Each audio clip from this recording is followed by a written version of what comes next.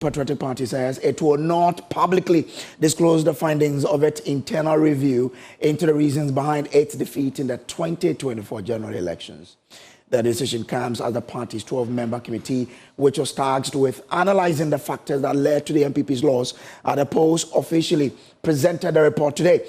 The party's communications director, Richard Anyagba, tells JoyNews that the findings will remain confidential and would only be shared with key stakeholders, including the National Executive Committee and senior party leaders. Mr. Anyagba argued that keeping the report private will allow for frank and constructive internal discussions without public pressure or misinterpretation of whatever they found.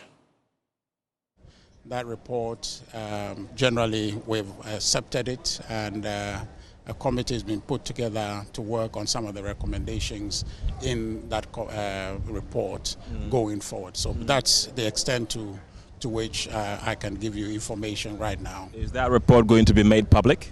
I don't think so, because it's an internal document that will be used to aid the party's reform process to position us for victory in 2020. So I can guarantee you, even though it's not expressly stated, it is implied that that document cannot be a public document, I think. But we know that the NPP is a political party. You deal with numbers. Your supporters would like to know really what happened. Well, there's a way our supporters will know about it without it being public. So it's a working document. It's a document that the party is going to work to. Most of the recommendations there will be key in what we do now till election 2028. Earlier, running mate of the NPP in the 2024 elections, Dr. Matthew Opoku-Prempeh, dispelled claims that he is gearing up to contest as flag bearer of the party in 2028. Speaking at Alisa Hotel ahead of the NPP's 12-member committee's findings on the reasons that led to their defeat, the former energy minister reaffirmed his commitment to uniting the party as his immediate priority, dismissing any speculation about a presidential bid in 2028. If you don't want to obey what the report says, you don't want to be a member of the party. Because what is in a single person's mind or utterances doesn't decide for the party. It's a good thing. So even though they are skeptics, they are cynics, doubters, all manner of people who will say all manner of things, if the majority decides that we hold the report, we will stick to the report. My interest now immediate is to get a united party for a flag bearer in the 2024. But are you thinking about 2028? Me personally? Yes. No, I'm not running 2028. Well, away from that, millions of biometric records collected during the controversial SIM re-registration exercise under the NPP administration cannot be found. The compulsory exercise authorized by former Minister Ursula Osu-Ekuful compelled Ghanaians to re-register their SIM cards using their biometric data linked to the Ghana card. But speaking on PM Express last night, Sam George, the incumbent communications minister, disclosed more than 2 months into his tenure, he is yet to find where and who has our biometric records.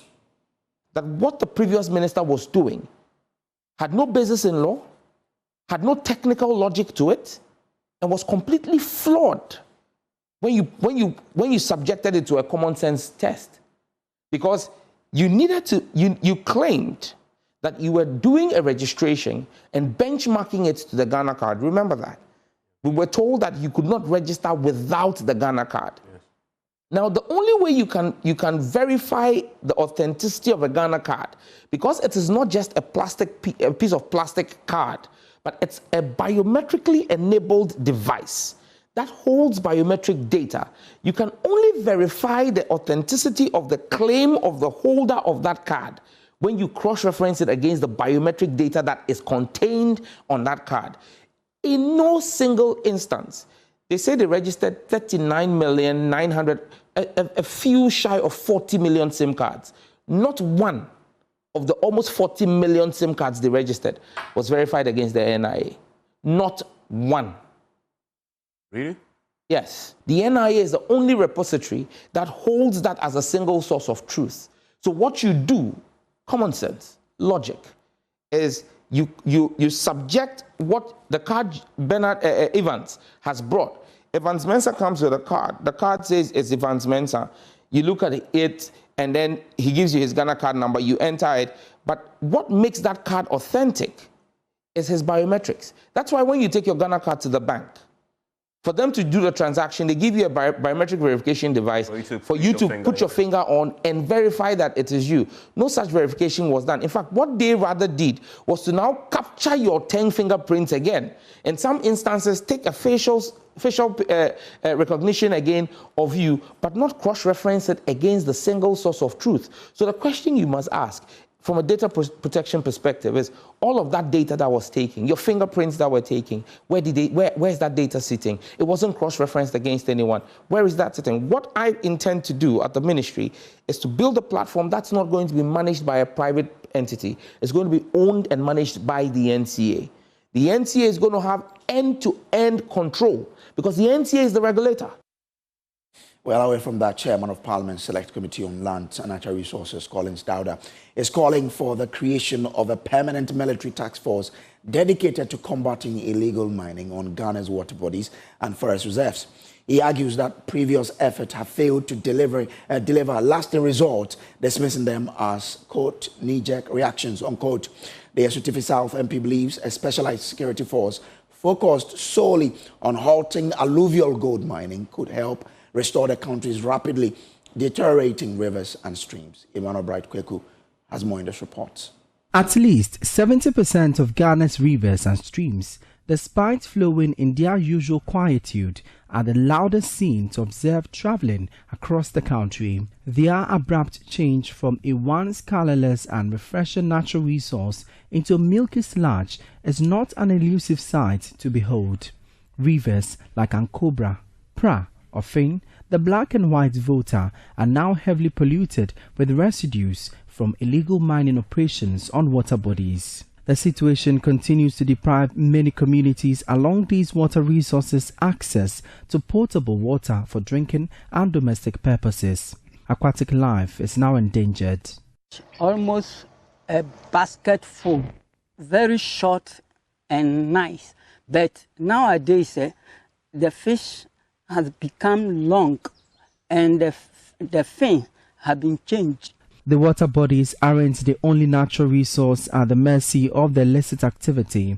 The country's forest reserves are now targets.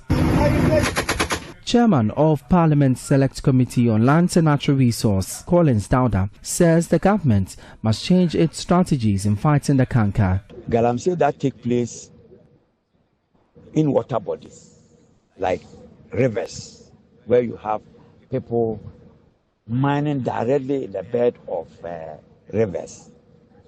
We cannot accept it. The Esutefi South MP is proposing the establishment of a permanent military task force to fight the illegal activities on Ghana's water bodies and forest reserves.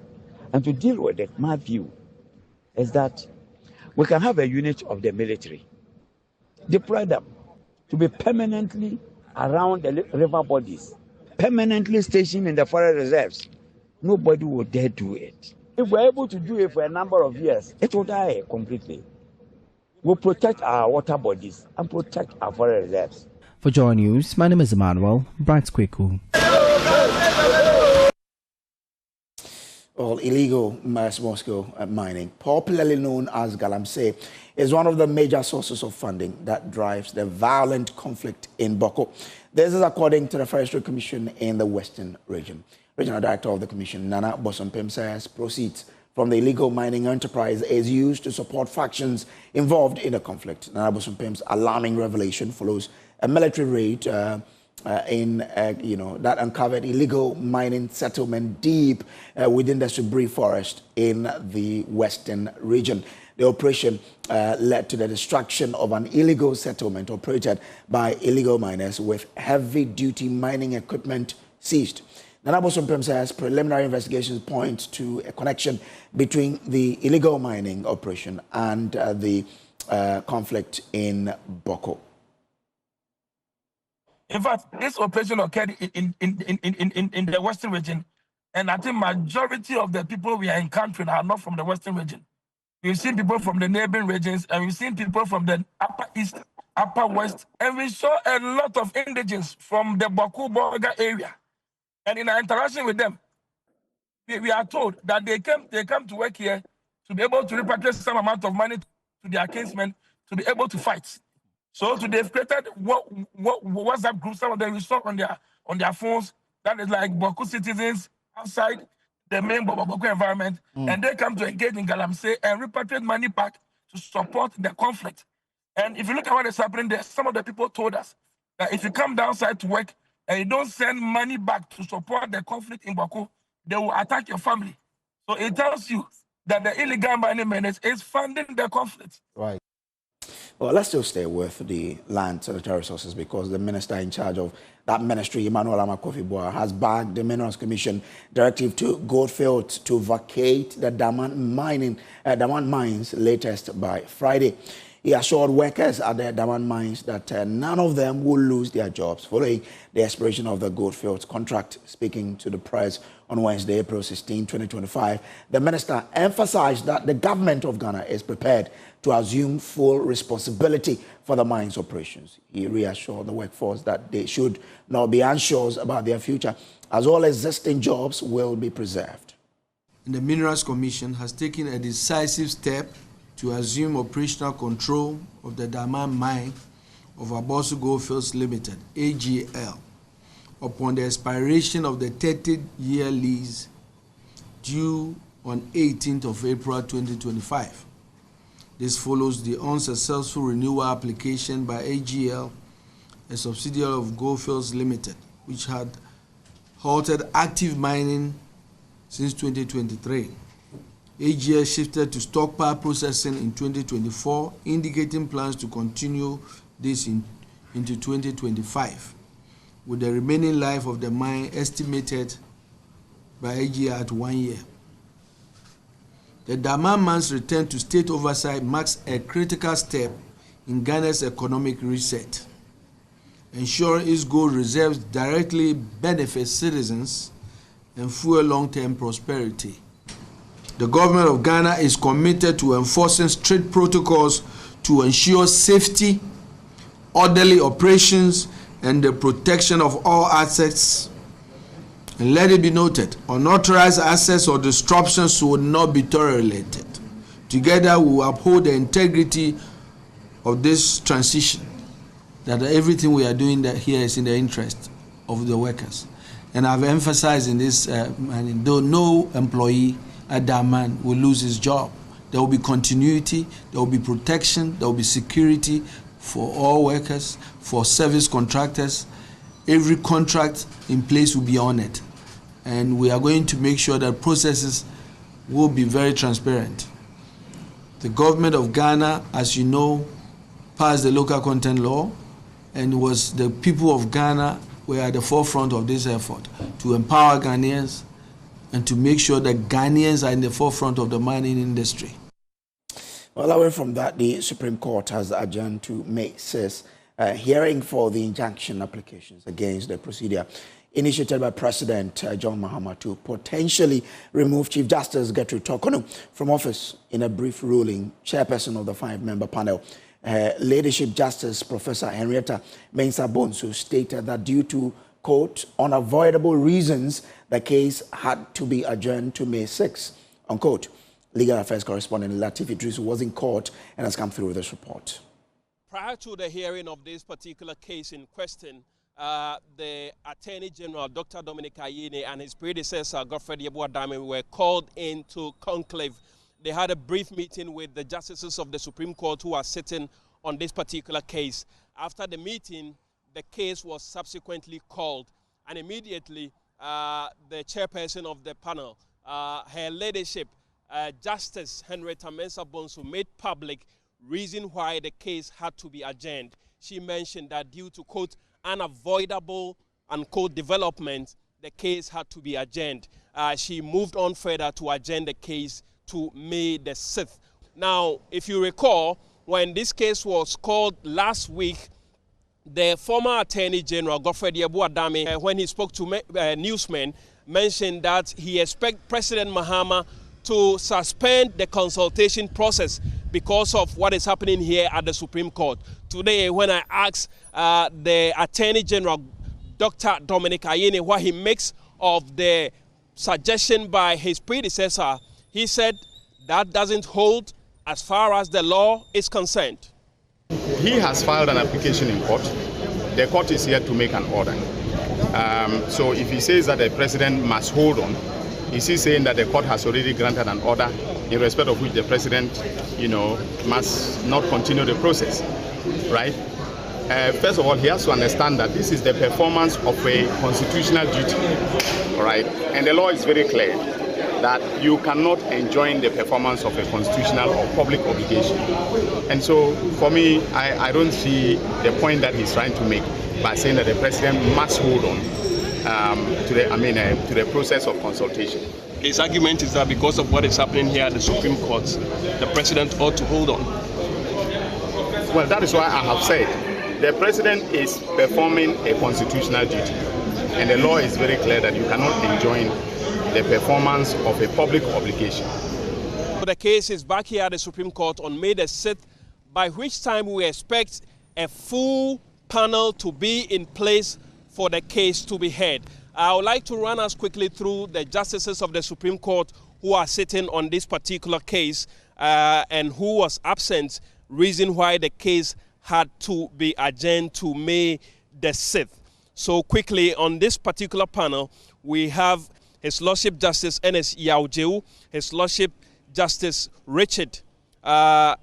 Frimpong, Her Ladyship Justice Professor Henrietta Mensah Bonsu, His Lordship Justice Samuel Kwame Adibu Asiedu, and His Lordship Justice Yao Dako Asare. So His Lordship Justice Samuel Kwame Adibu Asiedu was the one who was not available, and it was due to unavoidable circumstance, reason why he was unable to make it and has to force the case to be adjourned to May the 6th. So on that day, hopefully we will be here to bring you up to speed as far as this particular case is concerned. From the Supreme Court, this is Latif Idris reporting for Joy News. Meanwhile, the minority in Parliament has weighed in on the petition seeking the removal of the Chief Justice from office. Speaking at a news conference earlier today, legal counsel to the minority caucus, John Darko, described the petitions as significant setback to Ghana's democratic progress. He also described some of the allegations in the petitions as ridiculous and ruse to get the president to, remove the Chief Justice from office. It is in the light of the above that we see the spurious petition for the removal of the CJ as a serious setback to our democratic journey. We are aware of the petition. The purpose of the petition, we have gathered, is to malign the head of the judiciary, orchestrate her removal, and thereby silencing the judiciary, and finally, to exert control. We are aware of the plans, and here I want to repeat again. We are aware of plans being hatched to invoke Article 14610A to suspend the CJ, to appoint somebody who is a known sympathizer of the current NDC government to act as the Chief Justice of the Republic.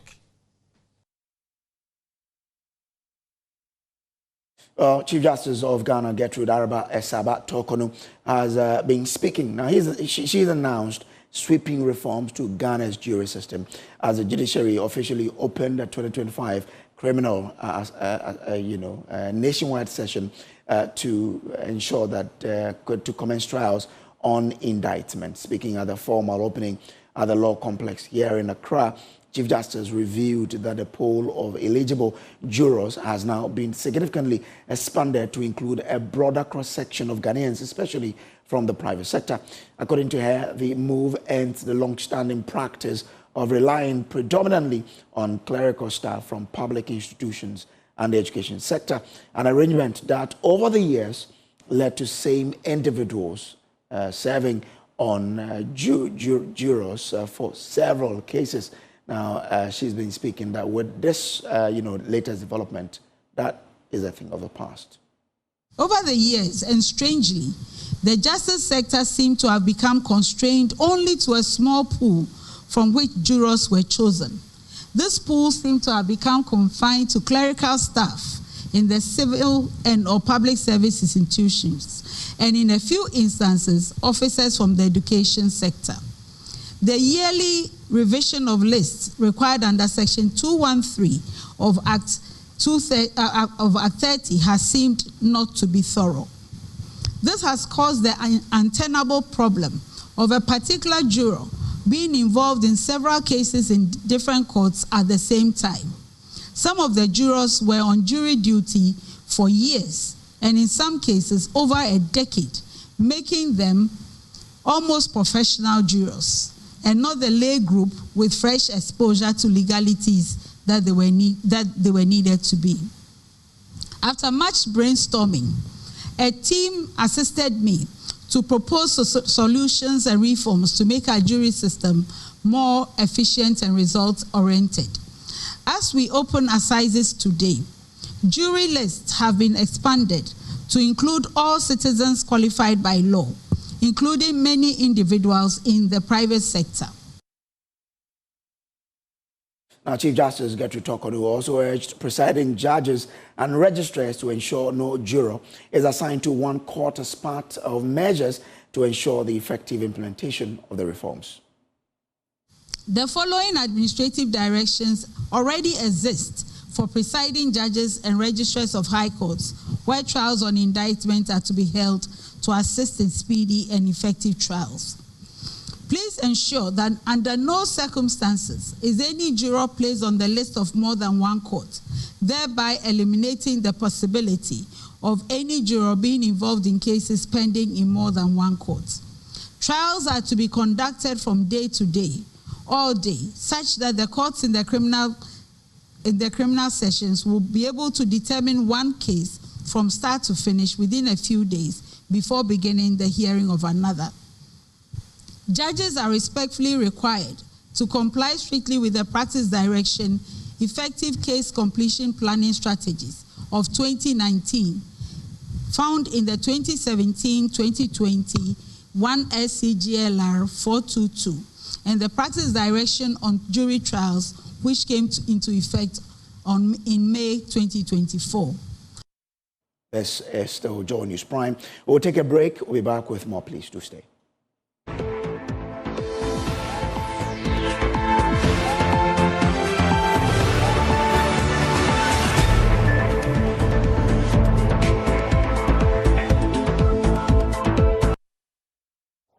Welcome back from the break there. Now, the Committee on Trade, Industry and Tourism has promised tax waivers for industries as part of government support for private sector and job creation. The granting of tax waivers for multinational companies has been a subject of controversy, especially in the last parliament, where the minority fought to block a $350 million waivers initiated by the previous government. But speaking during a tour of Zonda, Ghana, as part of the Trade Committee's working visit to some industries, Committee Chair Alexander Gabi Hotowoje says this committee is ready to support the private sector as part of government's job creation agenda. James Aveji was there and has more in this report.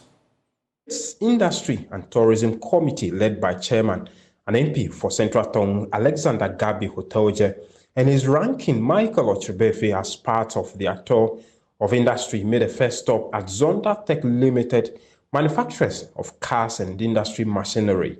After a familiarization tour of the local assembly plants of the company, the two parties held a meeting to discuss matters of interest to government and the company. CEO of Zonda, Yang appealed to the committee to spearhead the restoration of tax waivers. Like before, we enjoy the policy when our material reach the harbor, we don't need to pay duty, the materials. But now we're paying everything. So it has greatly hindered our work. And we plead with the parliament to pass the bill for us, the policy for us, to continue supporting Zonda. Here's the response of chairman of the committee. We always support industries that abide by our laws. We always support industries that contribute meaningfully to our GDP, and we always respect industries that makes sure that a lot of our people are engaged. Whatever we will do to support in the form of tax release and others, we'll be ready to champion your cause on the floor of Parliament. And because we want to encourage companies that are doing well to expand so that they can employ a lot of our people.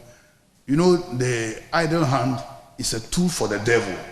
So if your youth are there and they are not getting work to do, they'll be tempted to embark upon armed robbery and other things. His commitment was backed by his ranking, who also cautioned the company against maltreatment of Ghanaian employees. I know for sure that the only institution that can really help you in this direction, in the area of trying to help in exemptions and specifically giving you fiscal incentive, will be Parliament. And the Parliamentary Select Committee on Trade is your committee. Creates very good opportunity in the area of training for your people, and also make sure that you do your business well as a very good corporate citizen. Zonda CEO Yang also announced employment opportunities for women in the field of engineering and technology. Encourage more female to join Zonda. You can come to Zonda. I can personally train them. You know, by training them, it's not only by training them in technology. Technology is only one aspect of life. I can train them how to become a good help to their husband financially. The tour, the committee said, is part of government strategy to partner industry for job creation. James Savage's report for Joy News. Now, for 22-year-old Huda Yaya, the dream of becoming a certified cybersecurity professional once seemed far-fetched. With some training cost quoted in foreign currency, it was a goal slipping out of reach until the 1 Million Coders initiative came along. Now, she's among the fortunate few selected from the 91,000 applicants to receive world-class training at no cost. Speaking at the launch, President Mahama announced plans to decentralize the initiative through community information centers across districts, municipal and metropolitan areas. Presidential Affairs correspondent Maxwell Agbagba has more in this report. This is one of the classrooms for the 1 Million Coders program, and you can see behind me students are seated as classes is in session. Some of the successful applicants who have been speaking to say this program will go a long way to help them in their digital journey. Scores of young women and men are gathered in one of the classrooms at the Ghana-India Kofi Annan Center of Excellence in ICT. They are part of the first cohort of beneficiaries of the 1 Million Coders program. An unexpected guest walks in, President John Mahama. He had just completed launching the 1 Million Coders program at the same venue. One of the fortunate participants in the first cohort is 22-year-old Huda Yaya. Her dream of becoming a certified cybersecurity professional once seemed like a mirage, but now it is becoming a reality. Even to talk about online platforms, you would have to pay not in Ghana cedis but actually in dollars to take a course like this. Yes, you have to pay in dollars. So when I saw the opportunity that this is like for free, I was like very eager. I had to apply on the spot because I've seen online applications where you have to pay in dollars for you to enroll in courses like this and have to pay to get your certificate as well. So I thought, if this is free, I mean, why not? This is an opportunity. This is like something you have to take advantage of. So I had to, rush and take it. So its place on the digital maps of the world and leave our footprints. At the official launch of the 1 Million Coders program in Accra, President Mahama said that the initiative will adopt a decentralized approach going forward. Training will be delivered through information and community centers located in districts, municipal and metropolitan assemblies across the country. In the next phase, we will activate training centers at community information centers across all metropolitan, municipal and district assemblies. This decentralized approach ensures that no matter where you live, in the city or in a remote village, you will have access to the opportunity of the 1 Million Coders program. In his remarks, the Minister for Communications and Digital Innovation, Sam George, said the program will make a lasting impact on youth empowerment and digital inclusion. Minister for Gender and Social Protection, Agnes Namomolate, described the initiative as a major win for young people, especially women, striving to break into the tech industry. As placing the future in the hands or palms of the young ones. You have some elderly people taking advantage of it, but with the digital world we are having now, I think it is more of a future for the young ones. And I want to encourage all of them, wherever they are. It is not restricted to only the urban areas or the cities alone. Now, as Ghana braces for another rainy season, the National Disaster Management Organization, NADMO, is shifting focus from relief to readiness, with flood-prone areas like Kwabre East and Asokore Mampong municipalities under watch. NADMO says prevention pays and is training emergency responders, health workers, and local leaders to act before disasters strike. For today's climate focus, Mahmoud Mohamed Nuruddin reports on the proactive steps being taken to protect lives and reduce the toll of floods in 2025. Every year, floods destroy lives and property across Ghana. But this year, the National Disaster Management Organization, NADMO, says it is taking no chances. As the rains begin, the message is clear. Prevention pays. During when the storm is on and people are running for their lives, you want to bring health service personnel. Charlotte Norman is the Director for Climate Change Adaptation and Disaster Risk Reduction at NADMO. I think it's important that we do simulation exercise, because without simulations, it's going to be very difficult to identify the gaps in the system. In terms of collaboration, in terms of coordination, simulations bring these out. Sometimes if you're not doing a simulation and the real issue happens, you would think that you know what to do, but then everybody is there, the stakeholders are all there, and you don't know who to take what action. Flood-prone areas like Kwabre East and Asokore Mampong municipalities have been identified as high-risk zones in Greater Kumasi. In 2024 alone, Kwabre East recorded 17 disaster cases. Last year, for instance, we have about 17 disaster cases comprising of fire disasters, commercial disasters, and then collapsing of buildings and what have you. And we have about number of children who are also displaced, and then some houses which are also displaced. But this year, NADMO is turning response into readiness. For Charlotte Norman and her team, it is not just about reacting when disaster strikes, but about making sure every actor knows their role before the first drop of rain. I see that in all your delivery, you spoke about what you want to do, etc., etc., but you didn't give specific time. Remember, we have only 48 hours for the disaster to possibly strike. And so you have to set timelines. The communication that you are given, how long is that going to be?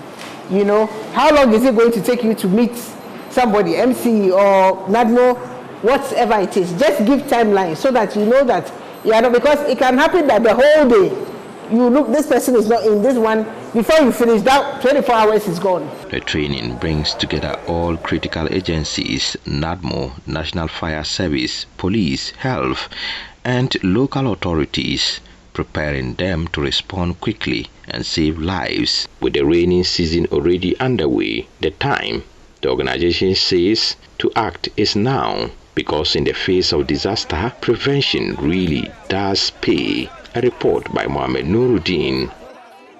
Climate Focus is brought to you by JoyNews in partnership with Youth Bridge Foundation, bridging gaps for positive youth development, and the Climate Development Knowledge Network. Now, 2 months after fire ripped through the Techiman market, traders are still counting their losses. Twin disasters, the market fire and nearby fuel station explosion, have left deep scars. But beyond the ruins lies a growing fear. It could all happen again. Promises of help have faded, and safety remains a distant hope. Bono East regional correspondent Anna Sabet has today's episode of our Breaking the Fire Cycle series.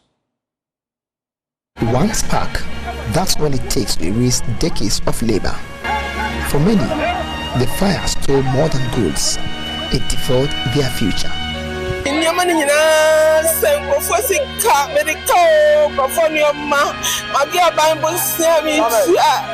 These recurrent fires have turned these hubs of life into ashes, leaving behind shattered dreams. I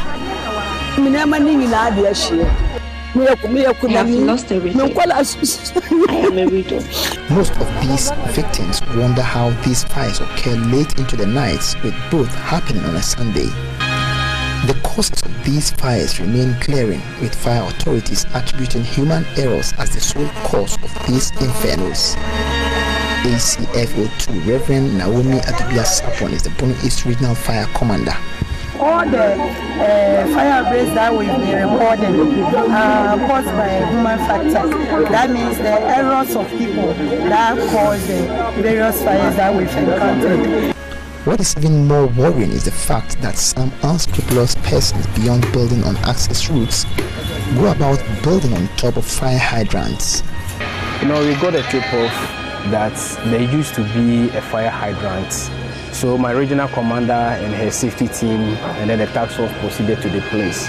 So we dug the hole, and lo and behold, we found the fire hydrant underneath that particular, in front of that particular shop. 2 months later, we are back to the market space to assess the aftermath of the incidents and find out if anything has changed or we are waiting for the next fire. We met traders still rebuilding their stores, crammed together. Traders say they have no choice, with over 90% of them receiving zero government assistance. Regional Minister Baye. The regional minister, together with the other authorities, were here. They came to inquire from us the extent of damage. However, they told us that they would be back, but up to date. 5 out of the region's 11 districts currently do not have fire tenders to respond to emergencies. Bono East is made up of about 11 districts and the metro and the municipal. But some out of the 7, some might be not having these fire tenders. To put a break to these fires, authorities are enforcing new regulations, but most importantly, they are intensifying education and safety protocols across the markets. What we are currently doing is, I think we can do, is to intensify our education. That is the only way out for us as a service. The question isn't just how to stop the flames, it's whether those in power will finally listen. Anas Sabit Tichman. Now, Country Director of International Justice Mission, Anita Budu, is urging bold and sustained action to eliminate human trafficking in Ghana. Speaking at the organization's 10th anniversary celebration, she stressed the urgent need for stronger collaboration between government and the private sector to close the funding gaps that continue to hamper the fight. Stephen Mensah has more in this report. Into the 2024 Mo Ibrahim Index of African Governance, Ghana's efforts against human trafficking have seen a significant decline from 2018 to 2023, with the worst performance recorded in 2022 and 2023, scoring just 31.3. Country Director Anita Budu links this disturbing trend to significant and persistent funding shortfalls. Funding is always an issue. It's a difficult challenge that perhaps we can never fully find an answer to. But I think that in whatever space that we are in, we shouldn't be looking to someone else somewhere else to support us. We as Ghanaians should be looking to see what we can do in our own spaces to fund the good work that is going on. Director of Advocacy and Partnerships at International Justice Mission, Walanyo Foster, also urged government to go beyond policy formulation and focus on proper implementation. It's the gaps in the system that are making things difficult. And I think that if the police are well resourced and they are equipped, I think that they'll do a great job. If the state prosecutors are resourced and encouraged, I think that we'll have a fantastic system. And of course, if our social welfare system is empowered, because our social welfare system is almost broken. We encourage government to be able to support them with the needed budgetary resources. And for example, this year, for example, the allocation to the Human Trafficking Fund has been brought down, you know. So such things make it difficult for those in the space to be able to work hard to bring the success that we all want to see and bring an end to all these humane acts, you know. While Ghana has made strides in addressing human trafficking, recent spikes in cases show that the fight is far from over. For JoyNews, Stephen Mensah reporting.